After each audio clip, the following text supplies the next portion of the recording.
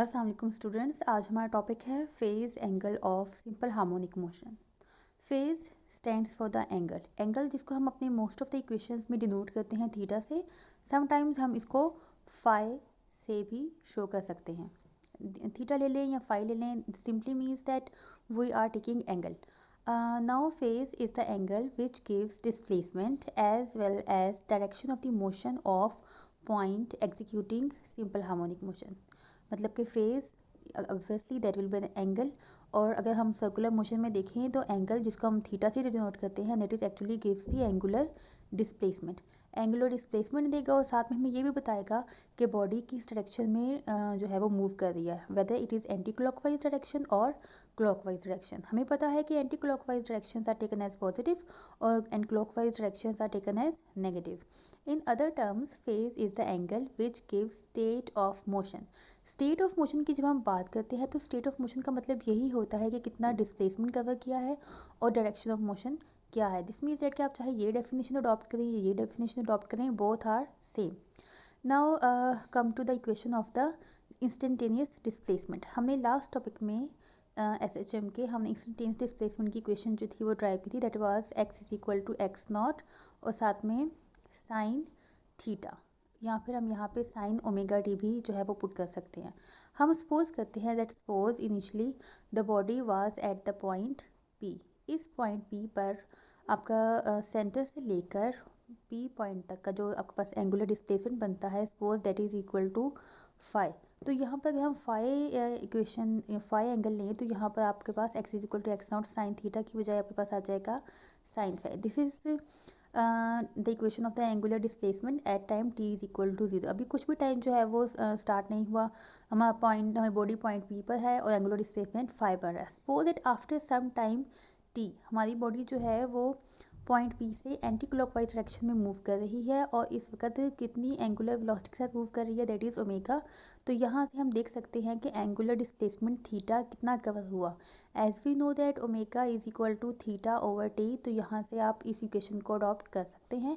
After some time t, suppose at after time t the body reach at this point and this point is taken as q, और यहाँ पर कितना angle बनेगा, this angle will be determined by the product of the omega with T.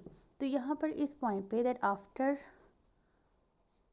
T आपके पास जो equation बनेगी that will be x is equal to x naught और sine, और यहाँ इस एंगल की जगह पर आपके पास जो एंगल बनेगा that will be omega t plus five. तो this internal part this is known as the phase. ये वो एंगल है जो हमें बता रहा है कि हमारी बॉडी जो है वो किस डायरेक्शन में मूव कर रही है और बॉडी जो है वो उसकी डिस्प्लेसमेंट उसने एंगुलर कितना कवर कर लिया है। तो this thing is known as the phase of the phase angle of the simple harmonic motion. अब यहाँ से हम ये भी डिड्यूस कर सकते हैं कि हमारी बॉडी जो है उसने किस वक्त कहाँ से जो है वो अपनी मोशन स्टार्ट किया और इस वक्त बॉडी कहाँ तक पहुँच चुकी है। Suppose that this is the special case of the phase. Let's suppose this is the circular path. हमारी बॉडी इनिशियली ओरिजिन ये रेफरेंस लाइन है and at time t is equal to 0 body इस reference line पर है, and as we see that body is at the reference line, so there is no angular displacement covered by the body.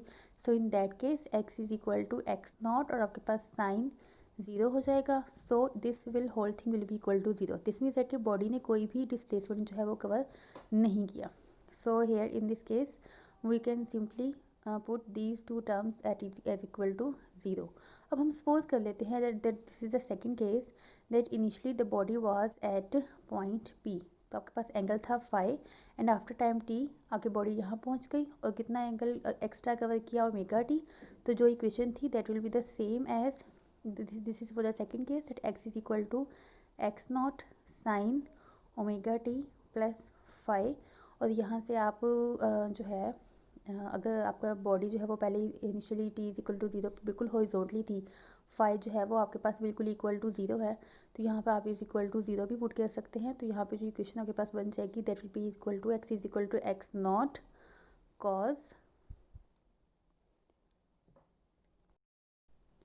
This is the equation of the instantaneous displacement for the case when the body is starting its motion from the reference point और कुछ time t के बाद इस body जो है वो यहाँ तक पहुँच चुकी है.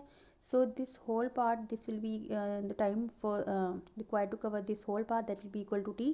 और यहाँ पर एंगुलर जो वेलोसिटी दैट वाला ओमेगा, तो ये जो पूरा एंगल बनेगा that will be equal to omega t. और कितना एंगल बन रहा है आप यहाँ से देख सकते हैं that this will be the instantaneous displacement, and this displacement is determined by the value of the phase or the angle of the SHM.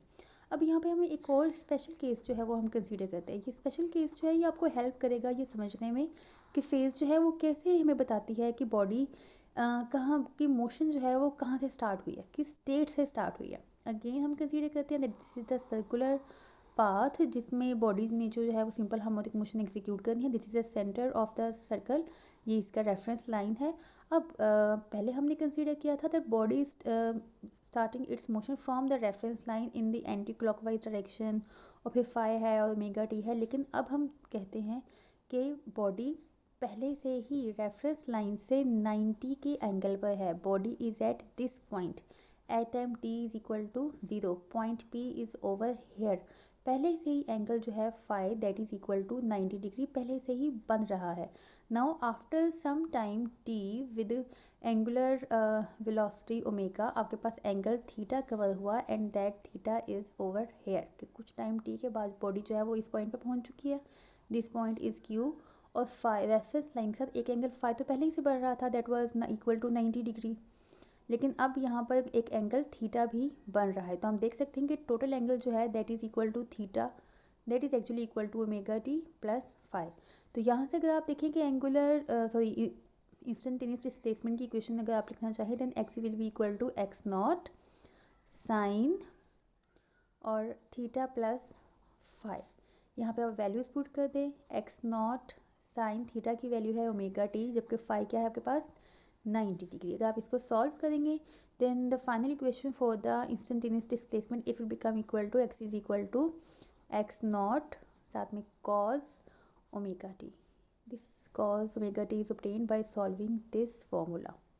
So this is a special case of the instantaneous displacement. आप यहाँ पे देख सकते हैं that each and every point on each and every point the instantaneous displacement is calculated or the equation for the instantaneous displacement is derived by using the phase or by using the angle. यहाँ पर phi omega t plus phi, these all angles and these are all phases which tells us about the state of the motion of the body executing the simple harmonic motion.